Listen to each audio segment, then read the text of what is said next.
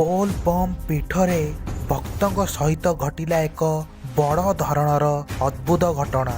ଶ୍ରାବଣ ମାସ ସୋମବାରରେ ଘଟିଲା ଏକ ବଡ଼ ଅଘଟଣ।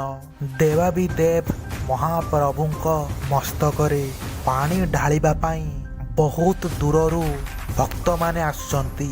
ପଡ଼ିଲା କାଉରିଆ ଭାଇଙ୍କ ଉପରେ ବଡ଼ ବିପଦ। ପ୍ରଭୁ ଲୋକନାଥଙ୍କ ପୀଠରେ ଘଟିଛି ଏହି ବଡ଼ ଧରଣର ଅଦ୍ଭୁତ ଘଟଣା।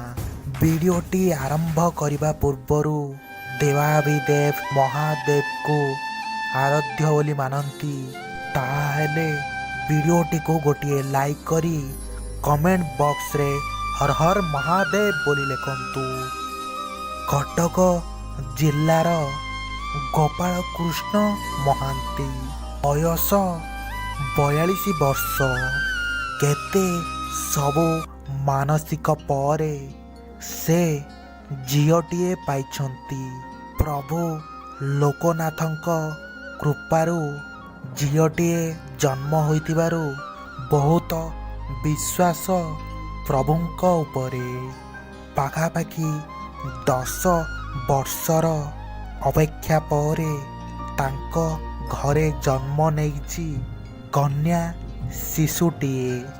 ସେଥିପାଇଁ ଗୋପାଳ ବାବୁ ପ୍ରତିବର୍ଷ ଆସୁଥାନ୍ତି ପ୍ରଭୁଙ୍କ ମସ୍ତକରେ ପାଣି ଢାଳିବାକୁ।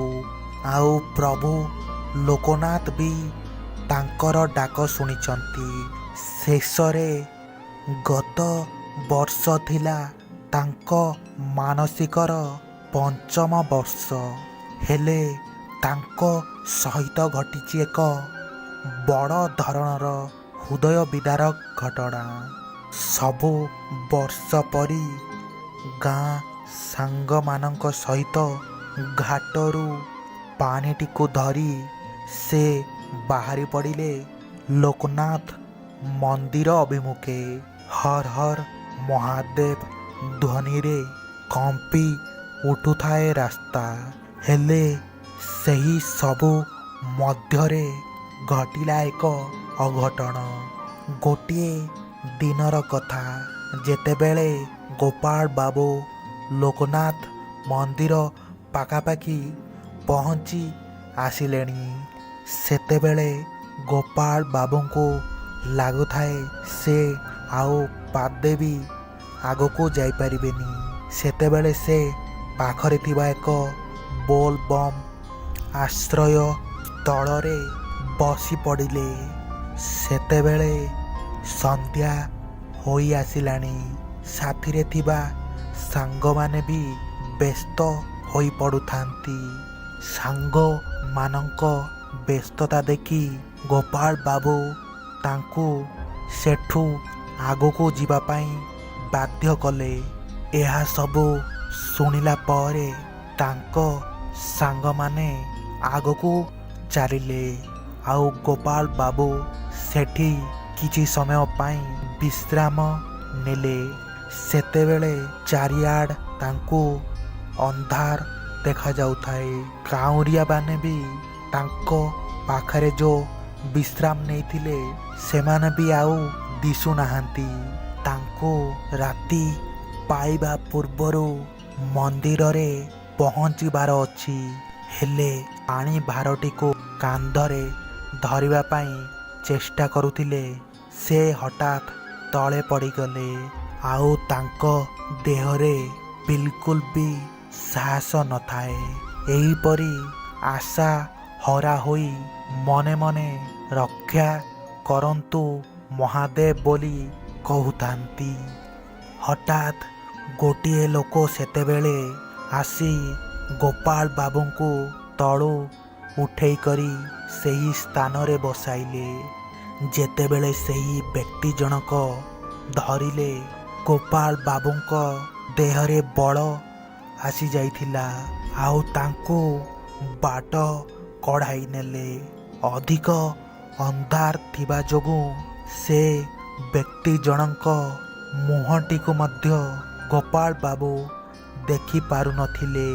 କିଏ ଆପଣ ପଚାରିବା ସତ୍ତ୍ୱେ ମଧ୍ୟ ସେପଟୁ କିଛି ଉତ୍ତର ଆସୁନଥାଏ। ଚନ୍ଦନ କର୍ପୂର ବାସ୍ନାରେ ଚାରିଆଡ଼େ ମହକି ଉଠୁଥାଏ। ଏକ ଅପୂର୍ବ ଆନନ୍ଦ ମନରେ ଖେଳି ଯାଉଥାଏ। ତାଙ୍କ ଦେହରେ ଯେତେ ସବୁ କଷ୍ଟ ପୀଡ଼ା ସେ ଅନୁଭବ କରୁଥାନ୍ତି ତାହା ସବୁ ବାଷ୍ପୀଭୂତ ହୋଇଯାଉଥାଏ। ସବୁକିଛି ଅଦ୍ଭୁତ ଲାଗୁଥାଏ ଗୋପାଳ ବାବୁଙ୍କୁ। ସେତେବେଳେ ତାଙ୍କ ନଜର ପଡ଼ିଲା ଏକ ଲାଇଟ୍ ଉପରେ। ସେ ମନେ ମନେ ଭାବୁଥାନ୍ତି ଯେ ଆଗକୁ କିଛି ଗ୍ରାମ ନିଶ୍ଚୟ ଥିବ। ଗ୍ରାମଟି ଆସିଲେ ମୁଁ ଜାଣିପାରିବି ଯେ ମୋ ହାତଟିକୁ କିଏ ଧରିଛନ୍ତି।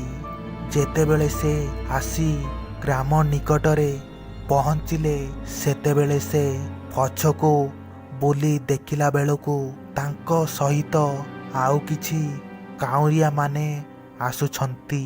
ଆଉ ତାଙ୍କ ହାତକୁ ଧରିଥିବା ବ୍ୟକ୍ତି ଜଣକ ଏବେ ଦୃଶ୍ୟମାନ ହେଉନାହାନ୍ତି। ଏହା ଦେଖି ସେ ଚମକି ପଡ଼ିଲେ। କିଏ ତାଙ୍କ ହାତଟିକୁ ସତରେ ଧରିଥିଲେ ନା ଏହା ଥିଲା ତାଙ୍କ ମନର କିଛି ଭାବ। ସେ ମନରେ ଜାଣିପାରୁଥିଲେ ଯେ ସେହି ମହାନ ବ୍ୟକ୍ତି ଜଣକ ଆଉ କିଏ ନଥିଲେ, ସେ ଥିଲେ ସ୍ୱୟଂ ଲୋକନାଥ। ସକାଳ ହେବା ପୂର୍ବରୁ ସେ ମନ୍ଦିର ପାଖରେ ପହଞ୍ଚି ଯାଇଥିଲେ। ଆଉ ସମସ୍ତ କାଉଁରିଆ ଭାଇଙ୍କ ସହିତ ମିଶି ମହାପ୍ରଭୁ ଲୋକନାଥଙ୍କ ମସ୍ତକରେ ଜଳକୁ ଢାଳିଲେ। ସତରେ ପ୍ରଭୁ ଲୋକନାଥ, ତୁମ ମହିମା ଅପାର। ମହାପ୍ରଭୁ ଲୋକନାଥଙ୍କ ଏହି ଛୋଟିଆ ଅନୁଭୂତିଟେ ଆପଣମାନଙ୍କୁ କିପରି ଲାଗିଲା ନିଶ୍ଚୟ ଗୋଟିଏ କମେଣ୍ଟ ମାଧ୍ୟମରେ ଜଣାଇବେ। ଆଉ ଏହି ପର୍ଯ୍ୟନ୍ତ ଯଦି ଆମର ଚ୍ୟାନେଲଟିକୁ ସବସ୍କ୍ରାଇବ୍ କରିନାହାନ୍ତି ତେବେ ନିଶ୍ଚୟ ସବସ୍କ୍ରାଇବ୍ କରିନେବେ। ଆଜି ପାଇଁ ମୁଁ ରହୁଛି। ହର ହର ମହାଦେବ।